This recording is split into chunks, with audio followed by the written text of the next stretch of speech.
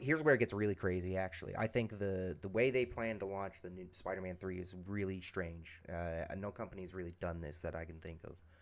So 2027, they've announced the holiday release of Spider-Man 3 Part 1 for approximately $49.99. So it's not a full price game because Sony considers $69.99 full price, and I believe this is using USD. Um, and it's supposed to launch with a multiplayer aspect. But yeah, so this Interesting. yes. Gaming is dying. Yeah, right? That's certainly a way to look at it. It has multiplayer aspects. It's not launching at full content Yeah. because who knows why. Yeah, so let's like Wonderful. looking at their actual they have the slide here. They clearly don't want to spend their whole they can't they're not going to have a whole game done by 2027 is essentially what they're implying. Their release target, they're not going to Why reach that. release it? I don't know, but well, obviously we know it's to maximize profits. That's what's going on here. They're trying to maximize profits, while being able to Hmm. release something. Um, they actually have their whole estimations. I'm not going to go over them, but they have their estimations and everything of like what everything is going to make. So anyway, part one is supposed to launch in holiday of 2027, and they're expecting these to not make as much money as the last few games because they have a weird plan that we'll go over. So holiday release of 2027 will be part one. Holiday release of 2028 is going to be Spider-Man 3 Part 2, also for approximately $49.99, followed by a 2029 release of the combo launch. That's literally what they have it. They have it listed as the combo. Um, Interesting. it's the combo. It's going to launch for $59.99. So again, not technically even full price. It's just going to be, uh, they have it stated right here. It is to uplift the sales of part one and part two, and they expect that by the time they release this combo edition, they'll have recouped their sales, and they think they'll make they got their net worth here. They think the net sales will end up being $1.1 billion, whereas if they just launch the game in holiday 2027, they only think it'll make 700 to 720 million, which maybe and Maybe.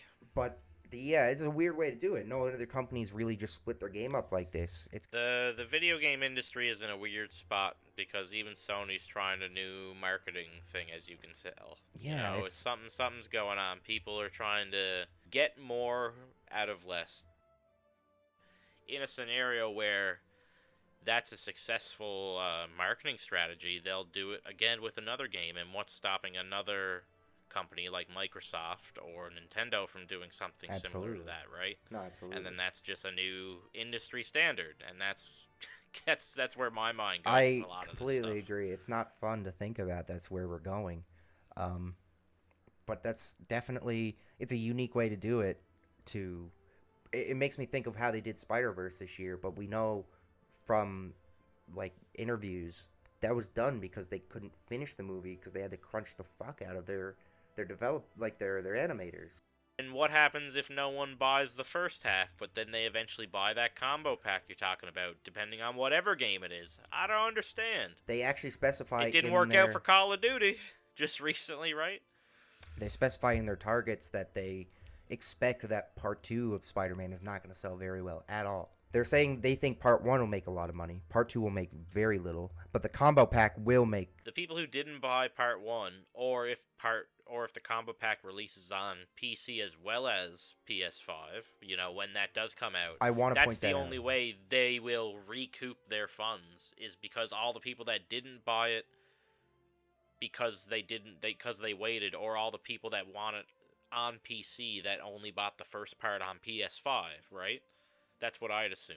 So PC sales. you mentioned earlier too PC sales. I want to point out that the document that was released does specify that they have a PC and PS Plus participation value included.